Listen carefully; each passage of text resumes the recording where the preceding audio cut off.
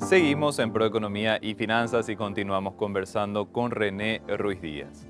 René, teniendo en cuenta todo lo que estuvimos conversando en el bloque anterior, ya mencionaste también que toda esta situación tiene su impacto en nuestro país. Pero para desarrollar un poquitito más justamente lo que está ocurriendo y cómo nos afecta, por ejemplo, el tema de las tasas de interés tiene su efecto directo en inversiones que pueden realizarse en Paraguay. Ya tuvimos la noticia en los medios de que ciertas inversiones grandes se ven en cierto modo afectadas o ralentizadas por este tema de los altos costos de financiamiento. René, ¿qué otros tipos de efectos te parecen importantes resaltar de todo lo que está ocurriendo en el escenario internacional, sobre todo en los Estados Unidos, para nuestro país? Yo creo que lo más importante siempre es la perspectiva de inversión extranjera directa. Paraguay es un país que tiene mucha necesidad de inversión a largo plazo. Nosotros realmente estamos en niveles que hay que mejorar para igualarnos, aunque sea con los países de la región. Todo eso se ve realizado, digamos, con una expectativa de volatilidad. Los inversores apuestan en estos momentos a desplazar sus activos a otras economías. Habiendo dicho eso, Paraguay tiene una condición muy favorable con relación a países de la región. O sea, yo creo que también tenemos que hacer de todas formas un esfuerzo por vender todo lo posible en nuestro país, porque en estos momentos estamos con dificultades políticas y económicas en países como Chile, en Brasil, en Argentina, obviamente en Bolivia. Yo creo que toda la región está jugando a favor de Paraguay, digamos, como este ciclo que viene. Y nosotros tenemos que saber materializar eso a pesar de las dificultades. Ujú. Fuera de eso tenemos obviamente un periodo de volatilidad que se puede dar en el precio de los commodities, en el tipo de cambio. La tasa más alta genera una situación difícil de financiamiento del sector público. Estuvimos hablando en estos días que Paraguay es un país que todavía tiene un déficit fiscal crónico prácticamente ya hace años. Y financiar ese déficit y financiar la deuda externa que tiene Paraguay hoy sale más caro que hace un par de años, ¿verdad? Entonces, es toda una situación para Paraguay decir, bueno, ¿cómo financia ese déficit? En un momento en que salir al mercado implica tasas de, no sé, de 6% o algo así con relación a la deuda pública, para un país que estaba pagando menos de 3 hace poco, ¿verdad? Entonces, todo eso tiene un impacto concreto y hay que estar analizando de cerca todo lo que pasa y acomodarse, ¿verdad? La economía siempre es acomodarse a la nueva realidad y anticipar lo que se viene y tratar de mantener una situación de solidez ante todo eso. Ujú. También, René, me parece importante resaltar un hecho que las calificadoras de riesgo recientemente estaban mencionando, el tema de, bueno, constantemente lo hacen, pero lo estaban resaltando otra vez recientemente, el tema de que Paraguay, cuando hablamos de deuda, tiene un alto componente de dólar dentro de la deuda, es decir, la deuda paraguaya está muy dolarizada y es un factor que de repente no controlamos. Si el dólar se dispara en el ámbito global, eso también incide en cuanto a, por ejemplo, lo que es la deuda pública de nuestro país. Absolutamente. Hay varios temas que siempre están siendo mencionados con relación a la calificación. El tema de la posición alta en dólares de nuestra deuda es un tema. También el tema de haber pasado. Nosotros teníamos una disciplina muy interesante durante el gobierno de Duarte, Frutos y de Lugo. Paraguay básicamente tuvo superávit fiscal casi todos esos años, ¿verdad? Y desde el gobierno Franco nunca pudimos volver a un superávit. Estamos siempre con déficit. Y la deuda pública sobre el Producto Interno pasó de un 8% del PIB a casi el 35% en algún momento. Y ese es otro tema que siempre se destaca, ¿verdad? Porque todos sabemos que cuando un país entra en el hábito de tener déficit constantes, es muy tentadora la figura de gastar un poco más de lo correcto tal vez y pagar eso con deuda, pero es un camino difícil de volver atrás. Obviamente el Estado tiene, o los gobiernos tienen una dinámica difícil de revertir una vez que empieza eso. Y ese es un tema que siempre se está señalando, ¿verdad? Si bien la deuda externa paraguaya hoy es la más baja probablemente de los países de la región, el crecimiento que tuvo en estos años fue muy marcado y es como que hay que tratar de sostener eso, ¿verdad? O mejorar de ser posible, ¿verdad? Ujú. René, si es que hablamos del mercado bursátil local, ¿hay algún tipo de afectación de todo este ruido internacional o la dinámica se mantiene favorable y positiva pese a todo ese contexto? Nosotros venimos de un año pasado, 2022, que fue un año de caída de volumen. Esa caída tuvo que ver mucho con la suba de tasas que se dio a nivel local, tratando de contener la inflación que tuvimos y que tenemos todavía, un poquito tenemos todavía por arriba del promedio. Pero ahora pareciera que este año estamos revirtiendo un poco esa situación, estamos volviendo a niveles de actividad tipo 2021 o algo parecido, ¿verdad? La perspectiva es favorable en este momento. Yo creo que el mercado está previendo que llegamos al tope de la suba de tasas y que es probable que de a poco empecemos a bajar en guaraníes por lo menos, ¿verdad?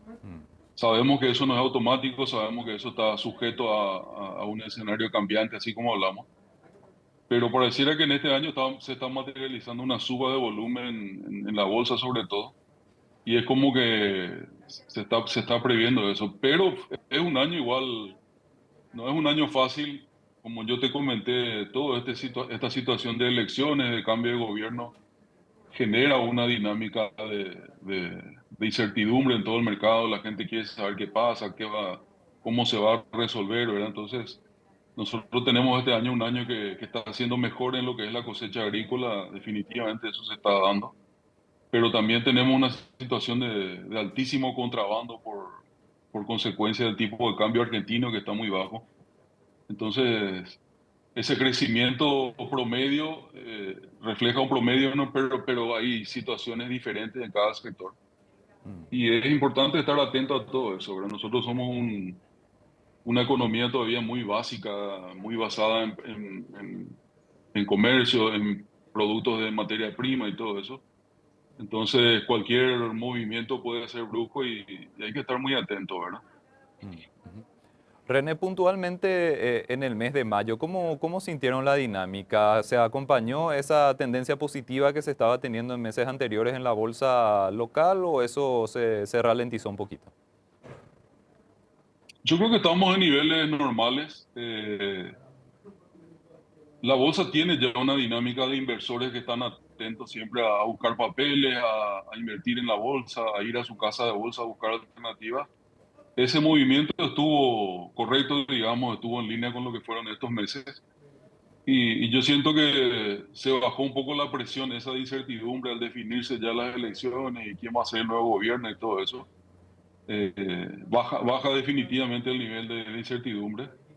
Obviamente, las tasas todavía están altas y eso implica que no hay muchos emisores nuevos en el mercado. O sea, hay emisiones, pero los grandes emisores todavía no están activos en el mercado de este año. Y eso se tiene que recuperar. Lo bueno que el gobierno, el Ministerio de Hacienda volvió a emitir en el mercado local los bonos de tesoro. Eso genera también un movimiento. Y bueno, estamos atentos a que se materialice esa leve baja por lo menos de las tasas y que se empiece a operar en un nivel bastante más interesante con relación al año pasado sobre todo. Precisamente, René, la participación estatal a través del Ministerio de Hacienda es un aliciente importante teniendo en cuenta de que el Ministerio de Hacienda también anunció de que iba a apostar un poquitito más al mercado local en detrimento del mercado internacional. Eso también empuja a la dinámica en nuestro país. Absolutamente. Los bonos del tesoro del gobierno se consolidaron en el último par de años como una alternativa muy interesante para los inversores, incluso para personas físicas que están atentas a esos papeles y todo eso, tienen un volumen mucho más interesante. Y yo creo que para el Ministerio de Hacienda y para el gobierno de turno representa una opción de financiarse en su mercado, en su moneda, y todo eso es bastante saludable para nuestra economía. Por un lado, genera una oportunidad de inversión en el propio país, y por otro lado, empieza a cambiar ese perfil de endeudamiento paraguayo, pasando un poco más al guaraní en este caso. Y las señales que estamos recibiendo indican que este año se va a seguir dando ese tipo de emisiones. Y es muy interesante, eso genera realmente una movilidad muy buena en la bolsa. René, y justamente para resaltar, lo decías en redes sociales recientemente que si Paraguay quiere incrementar su crecimiento, su desarrollo durante los próximos años, el mercado, el segmento bursátil debería ser uno de los protagonistas principales.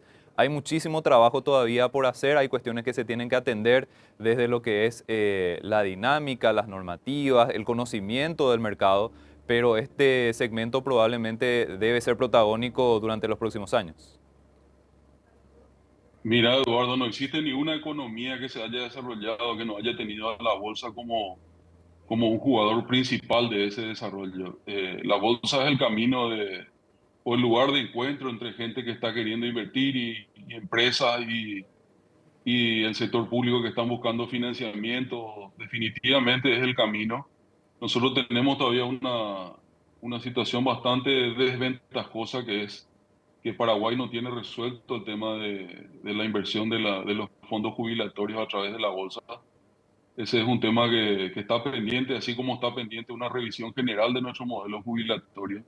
Paraguay está operando con un sistema de jubilación que realmente es complicado y que ya está dando señales que no va a ser sostenible en el mediano y largo plazo, ¿verdad? Entonces, toda esa discusión se tiene que dar. Los fondos jubilatorios deberían ser típicamente una fuente de financiamiento muy importante para el desarrollo de un país. Y hoy como que no estamos viendo eso. Y yo creo que son discusiones muy importantes que va a tener que tener el gobierno de Santi Peña, porque hay temas que no se pueden demorar en Paraguay. Todo lo que estamos hablando del nivel de deuda pública, de la eficiencia del gasto público, de la resolución de los problemas de las cajas de jubilación, todo eso hace al desarrollo, ¿verdad? Porque ese ahorro que se genera es la sangre, digamos, que alimenta el proceso de inversión en el país, ¿verdad? Y todo eso hay que estabilizar y hay que darle mucha fuerza para estos próximos 5 o 10 años. Justamente, René, teniendo en cuenta eso, desde la bolsa de valores se pueden plantear espacios de diálogo con las nuevas autoridades para ir justamente avanzando en este tipo de temas. Absolutamente, nosotros siempre estamos atentos a esos diálogos, tanto desde el mundo de la caja de la bolsa de valores, perdón, como en las casas de bolsa y ahora en la asociación de casas de bolsa que también formamos el año pasado. Todos son espacios de conversación y yo creo que la bolsa y las casas de bolsa ganaron mucha visibilidad en todos estos años. Estamos haciendo todo un trabajo de dar a conocer mucho las bondades, digamos, de nuestro sector. Y yo creo que esa tiene que ser una discusión ya permanente, ¿verdad? Realmente, si bien la bolsa en Paraguay creció mucho, el mercado de capitales creció, nosotros somos todavía de las más chicas a nivel regional, medida, por ejemplo, con relación al tamaño del Producto Interno Bruto. Nosotros tenemos un espacio enorme de crecimiento por delante y todo eso se tiene que ir dando a través de un diálogo entre el sector privado y el sector público que nosotros estamos siempre interesados en acompañar. René, te agradecemos muchísimo tu tiempo, tu análisis. Este tema es constante, va cambiando constantemente y se requieren justamente de análisis precisos y periódicos para ir entendiendo lo que está ocurriendo. Esperamos contar nuevamente con tu participación en este espacio. Gracias, Eduardo, siempre un gusto estar contigo.